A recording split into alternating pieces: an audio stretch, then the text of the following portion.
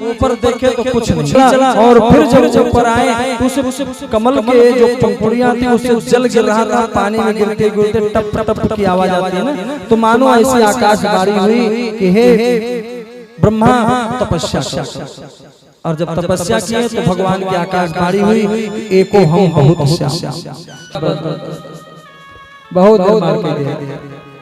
जाता हूँ। नारद जी भी ऐसे सब जो जितने प्रकार 10 प्रकार की सृष्टि का प्रयास, लेकिन वो सक्सेस प्रयोग, फिर मानस सृष्टि मन के द्वारा संकल्प किए, वो भी आगे नहीं बढ़ा, फिर संकल्प के द्वारा वो भी नहीं हुआ। माने जितने प्रयास किए वो विफलताएं हुई। उसके बाद फिर भगवान के देखते देखते एक भुजा से एक पुरुष, दूसरे भुजा से एक स्त्री का जन्म होता है, जिसका नाम मनु और शत्रुपा। स्वायंभुवरो मन शत्रुपा। यह भी भगवान का विशेष चला रहा है।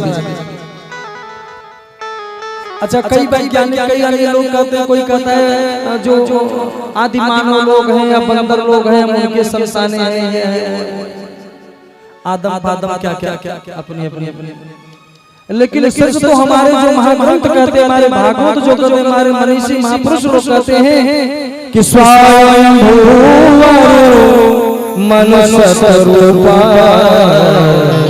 पितामह ब्रह्मा के एक भाग से मनु, दूसरे भाग से शत्रुपा जी एक स्त्री युगल स्त्री पुरुष हुए, और दोनों को कहा आपस में मैथुन के वास्ते सृष्टि के द्वारा आपस में विवाहित बंधन जीवन में डाल करके अब कहा सृष्टि का आरंभ करो।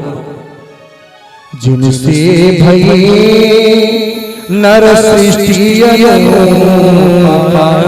हम आप हिंदू समाज के, हम आप मानव समाज के पहले हमारे विराट पुरुष कौन है? युग विराट पुरुष महाराज मनु जी,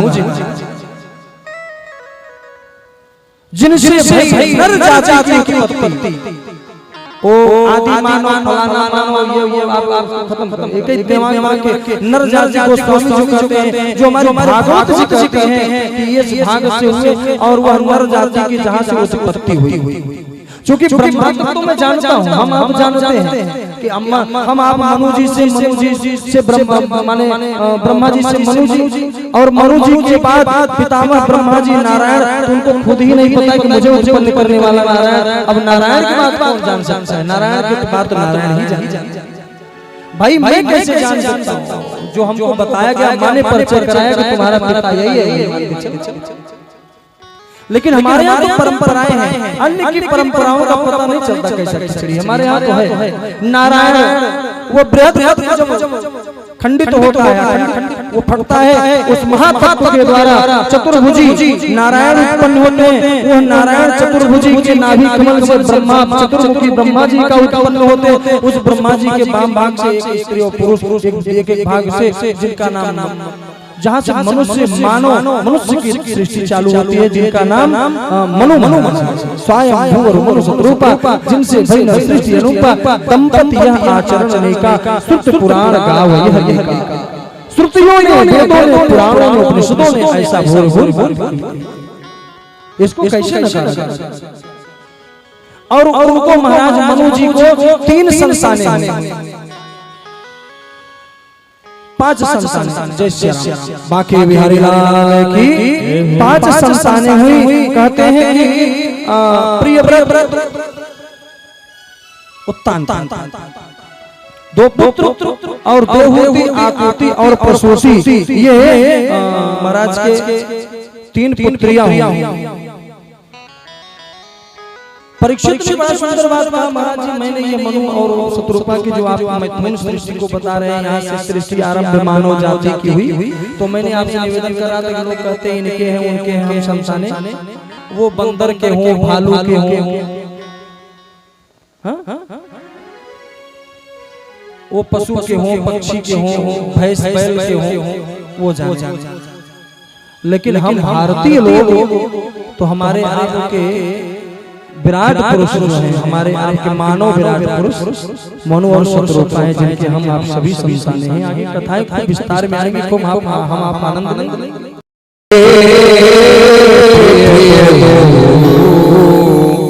जय जय जान सबको।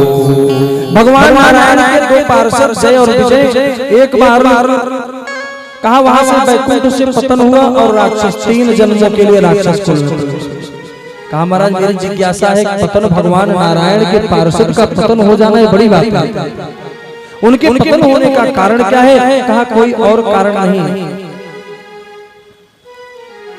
एक बार यही सनत कुमार ब्रह्मा जी के ये मानस पुत्र सनत सनंदन सनातन सनत कुमार भगवान नारायण के दर्शन करने के लिए द्वारपालों ने रोक लिया। जय विजय ने कहा महाराज ठहरिए, आपका परिचय मुझे वहां परमिशन लेना पड़ेगा नारायण से। इसी बात को लेकर उन्होंने श्राप तुम्हारी ये हिम्मत, मुझे रोकने वाला कोई पृथ्वी पे हुआ नहीं पैदा, तुम भगवान नारायण के दर्शन के लिए बाधित हो रहे हो, बाधक बन रहे हो, मैं श्राप देता हूं जाओ 3 जन्म तक तुम राक्षस हो।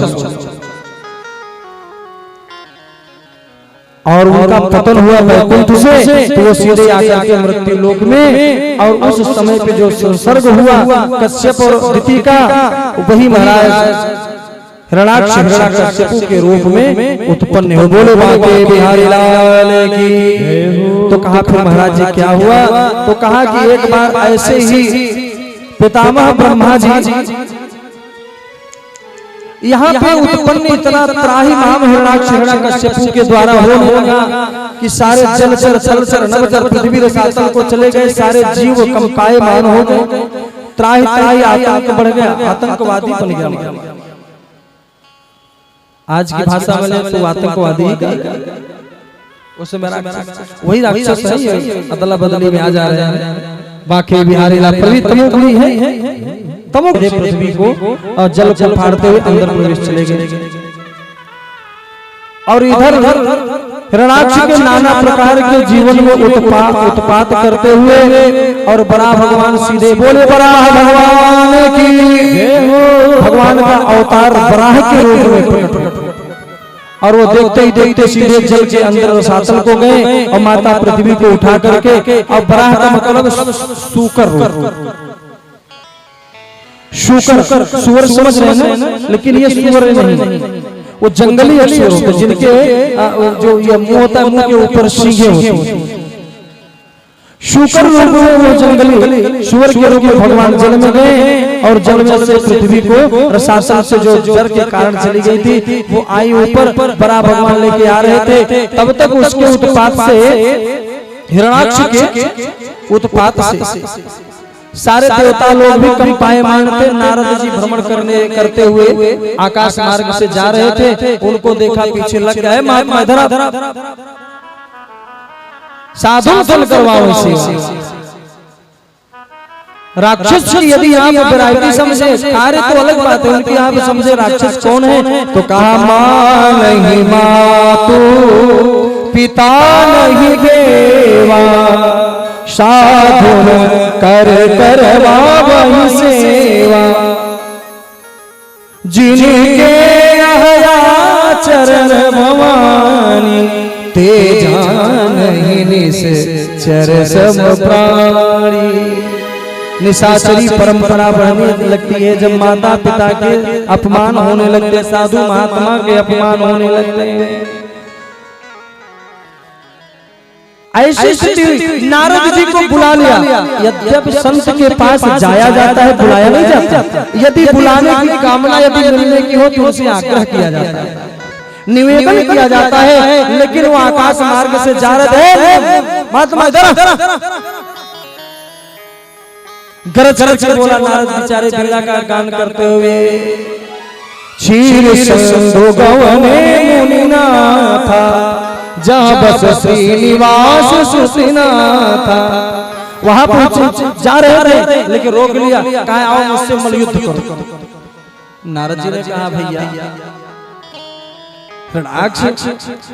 तुम यार मुझसे मलयुद्ध न करो, हमसे राग गवा लो, हमसे कोई भजन गवा लो, हमसे कोई कीर्तन करा लो, हमसे तानपुरा बजवा लो, लेकिन यार ये दुर्द वाली कला हमको नहीं मालूम है। कहा नहीं है तो फिर गदा से मार खाओ, तुम्हें लगने पड़ेगा। जब दंड चिकित्सा की बात आई तो नारद जी ने घबरा गए, कहा गड़बड़ हो गया, गलत जगह फंस गए, अब ये तो लड़ेगा मारेगा नहीं।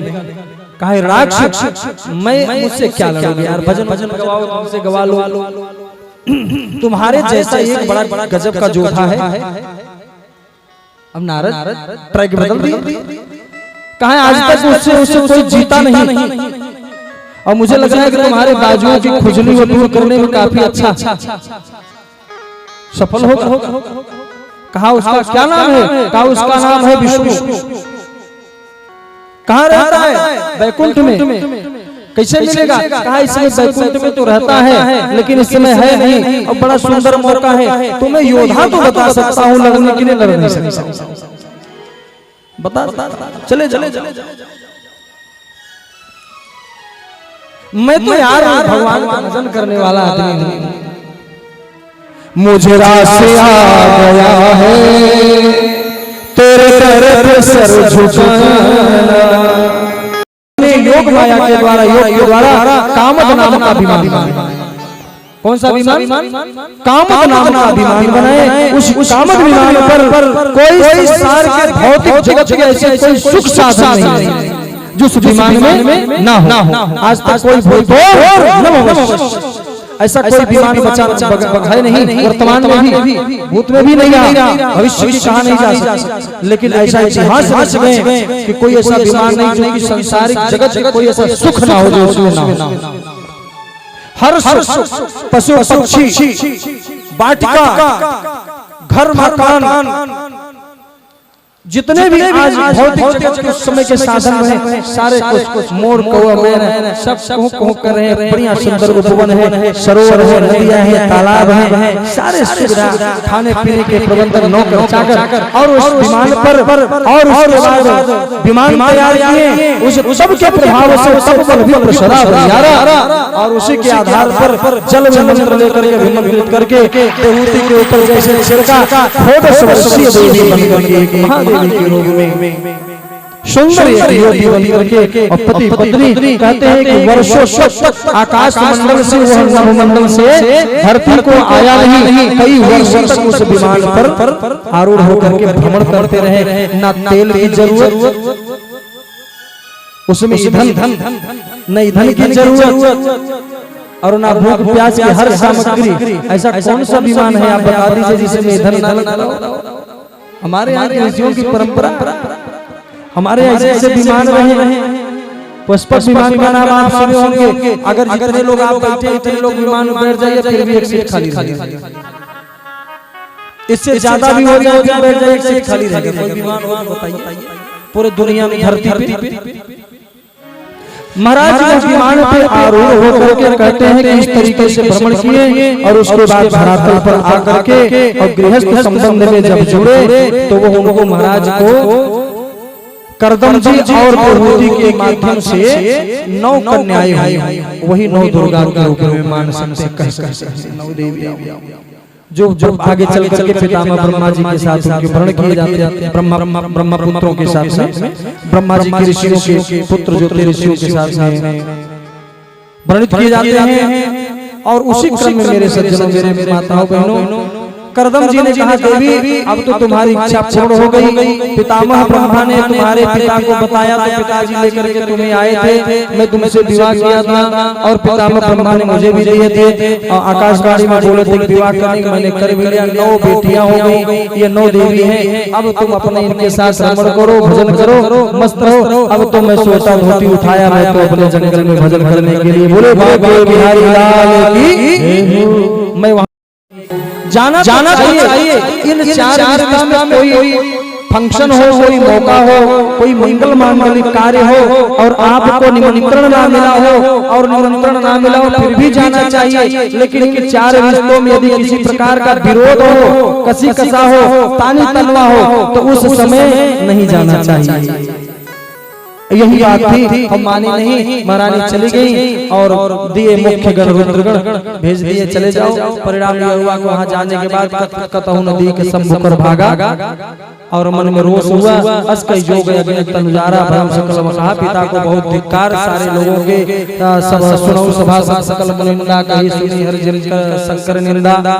लोग तुम्हारी तपस्या से प्रसन्न हुआ, ध्रुव लोक का निर्माण देता हूँ। ध्रुव तारा देख करके दंपति विवाह के जीवन के बंधन में पड़ेंगे तो अंतिम में यात्रा ध्रुव तारा की। ध्रुव तारा लोक बन गया मेरे भाई बहन, और उन्हीं के भाई उत्तम कहते हैं कि जब आए तो वही लोग, जब समय खराब होता है तो अपना भी पराया लगने लगता है, और जब समय ठीक होता है तो पराये भी अपने हो जाते हैं समय अनुकूल।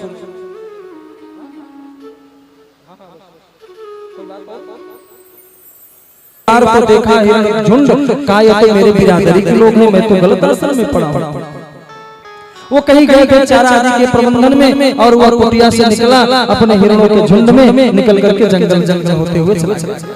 अब जब कुटिया पे आए तो महाराज भरत ने देखा और बहुत चिंतातुर हुए। मन में विचार आया कि उस बच्चे को कोई हिंसक पशु जंगल में खा न ले जाए। चिंतन करते करते, उसको याद करते करते दुखित होकर के उसे में प्राण त्याग दिया। अंतिमति सोगति, इसीलिए मरते लोग कहते हैं कि इनको भगवान का नाम स्मरण कराओ गंगा जल आदि में, जो अपने आगे प्रथा समाज की सनातन की। तो अच्छा बात कहो, अच्छी कहानी गीता आदि का पाठ करो। अंतिम में जब वो गति हुआ तो वह चिंतन किसका कर रहे थे? उस मृग का, हिरण के बच्चे का। और अंत में अगली योनि जो जन्म हुआ मृग की योनि। और जब मृग का जब योनि हुआ तो उनको याद था कि मैं जो है ऐसे इसी कारण से मृग में योनि में आया हूँ, और उसके कारण मेरा जन्म हुआ। अंत में उन्होंने यह माया से मुक्त हो गए। मुझे किसी से माया आसक्ति मुझे नहीं करना है, किसी के प्रीति में मुझे प्राण नहीं देने हैं। और फिर आगे चल करके कहते हैं कि जब अगला हिरण योनि के बाद उनका जन्म हुआ तो अंगिरा गोत्र ब्राह्मणों के यहाँ पुत्र के रूप में ब्राह्मण के घर में जन्म हुआ, और उनका नाम पुनः भरत। लेकिन अब जब वो जन्म हुआ तो उसके बाद से ही, जब पहले बोलने की बात पहले कक्षा चालू हुई तो बोलने बंद कर दिया, कहा यही से ठीक होगा। परमहंस वृत्ति में रहने लगे, बोलना बंद कर दिया। कहा जितने बोलूंगा उतने संसार से हमारी प्रीति बढ़ती जाएगी। और फिर गाना भी गाना पड़ेगा। है जहाँ की प्रीति सदा, मैं गीत वहाँ का गाता हूँ। भारत का रहने वाला हूँ, भारत की बात सुनाता। ज्यादा चटनी देखा तो सब तैयार हो जाएगी, तो नशे बोले बाकी बिहारी लाल की। मैं तो कहता हूँ पहले दिन से रघुपति राघव राजा राम, जितना पैसा उतना कम, जितना आपके पास समय उतनी हमारी कथा है, उसमें भजन है। तो सज्जनों कहा कि यदि मैं वाणी मेरी निकल गई तो फिर संसार में लिप्त हो जाऊंगा, इसलिए बोलना ही बंद कर दूं। मौन कोई ना बोले। घर में होगा बाहर आदि करने लगे लोग, स्कूल में जाए पढ़े नहीं, कुछ लेके नहीं। अंत में घर वालों उनका नाम भरत से क्या रख दिया? जड़ भरत हो गए, जड़ भरत जी। अब तो राव जी और परमहंस वृत्ति में आ गए। मिल जाए तो खा ले, न मिले तो न खाए।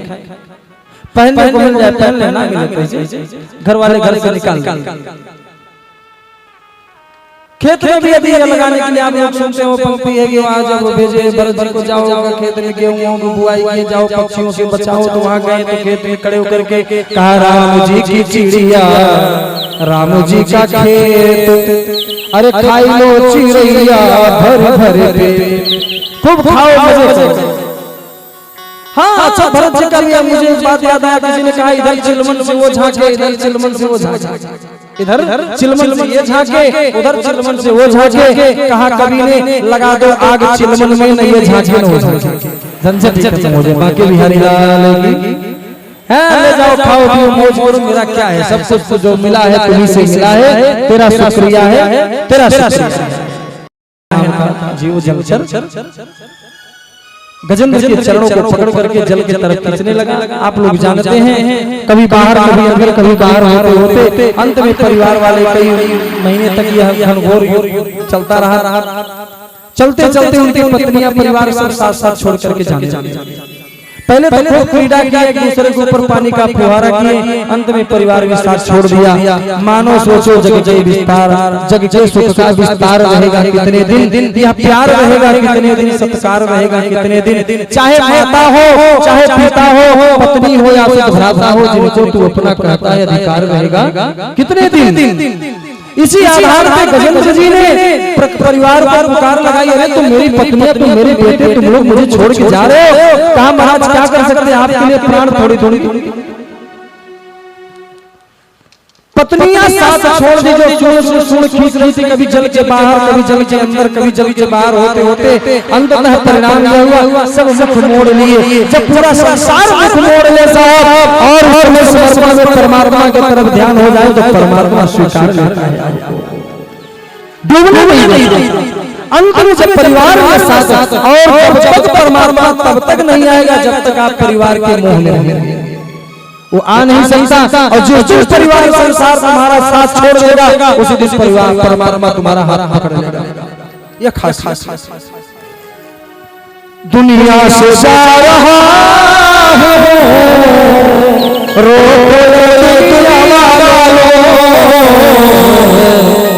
अब मर गए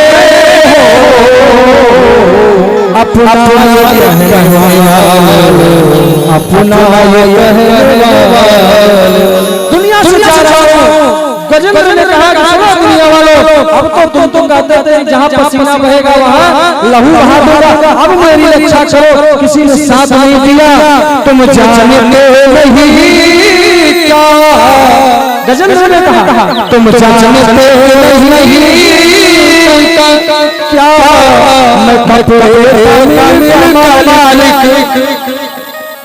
अब कहा मेरे छाती पे तकलीफ से बंडल रख दो, जाते जाते जी चाहता है लपेट के जाऊं। अब कहा मर गए अपना ये कहने वाला, समय मैं अपनी बात को गद्यात्मक तक से कहता हुआ चला चलो।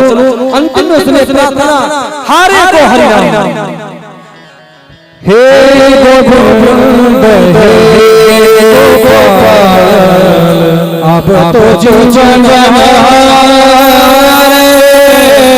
हे गोविंद हे गोपाल। अब सही हुआ, द्वारका से शब्द भयो और कहते गरुड़ क्षण।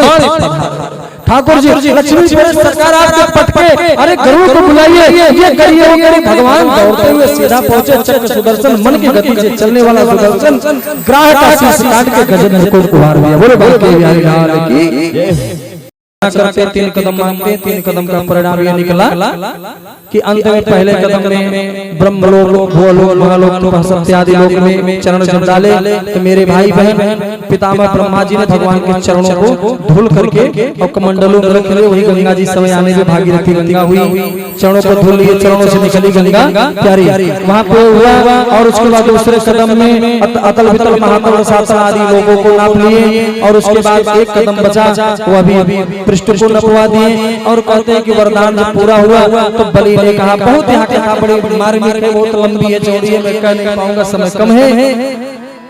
बड़ा सुंदर संवाद हुआ। बलि ने कहा कि महाराज जी अब आप 3 वरदान तो आपने मुझे दे दिए, शुक्राचार्य बहुत प्रयास किए लेकिन संभव नहीं सका। और उस संभव न होने से शुक्राचार्य की आंखें भी फूट गई। भगवान ने उनके कुछ का लकड़ी का प्रहार करके और फोड़ दिए। और उसके बाद फिर यज्ञ संपन्न हुए और उसके बाद फिर आगे होते हुए भगवान 3 पद को लेने के बाद आप परम प्रभु वरदान मांगो। वरदान में भगवान ने कहा, बलि ने कहा, राजा दैत्य ने कहा, राजपाट तो सब आप ले लिए, अब मेरे पास रसातल में एक 52 दरवाजे का एक महल है और उसी में मैं आसीन रहूंगा। मेरी इच्छा है कि जिस दरवाजे से मेरा पुकार हो उसी दरवाजे का आप मिले। अब चले गए वरदान देकर के अंदर, नारायण नौकर बन गए, दरवान पुकार करने वाले पुकारी बन गए। अब जब भगवान बावन का जब चर्चा हो कि महाराज दैत्यराज बलि 1 नंबर गेट से पधार रहे हैं तो भगवान दौड़ के वहां पहुंचे।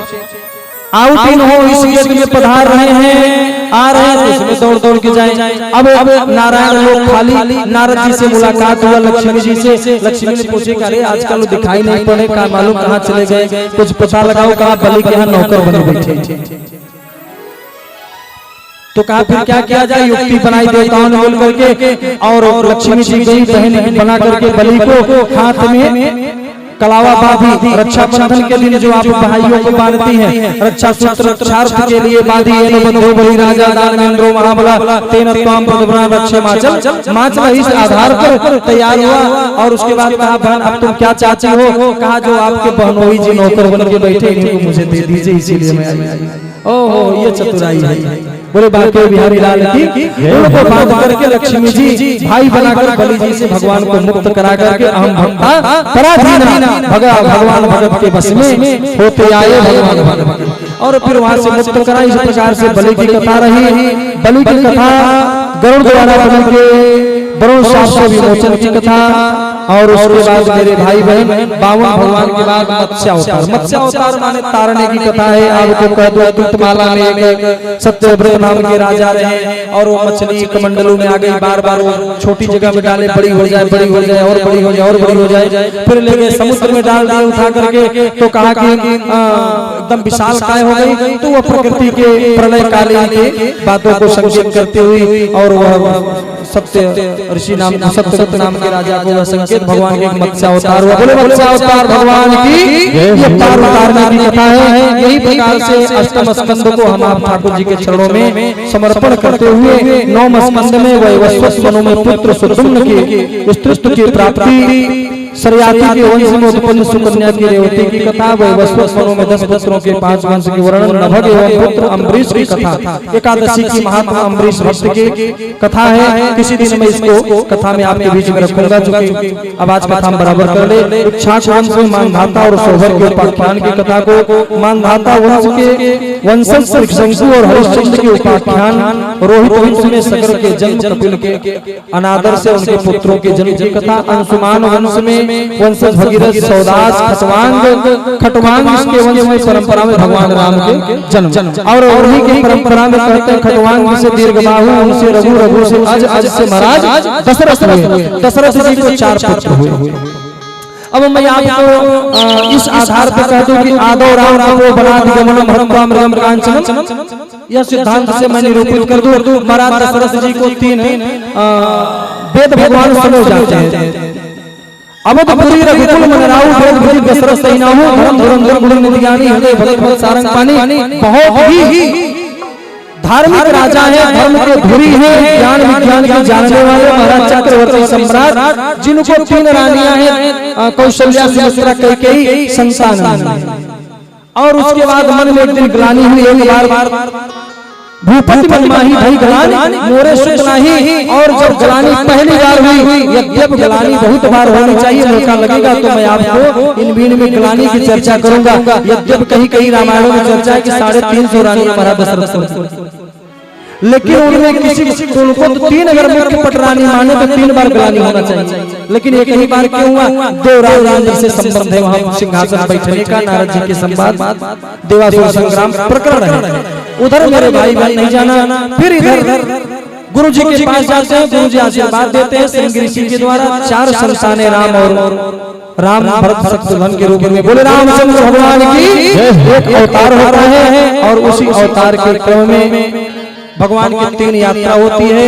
वहां से अयोध्या से जाकर के मिथिला में विवाह करते हैं, विवाह करके सीता जी को लाते हैं। फिर उस समय आने पर राज्याभिषेक होने से पहले लंका की यात्रा हो जाती है, वनवास 14 वर्ष में। 14 वर्ष की आप पूरे रामायण जानते हैं। उधर वर्णन करते हुए राम जी की 3 यात्रा, फिर साकेत 11 वर्ष के बाद भगवान चले गए। 11,000 वर्ष के बाद आदौ राम को बलात् गमनम हत्वा मृगम कांचनम, वैदेही हरणम जटायु मरणम, सुग्रीवम संभाषणम, बाली ग्रहणम, समुद्र तरणम, लंकापुरी दानम, पश्चात् रावण कुंभकर्णम।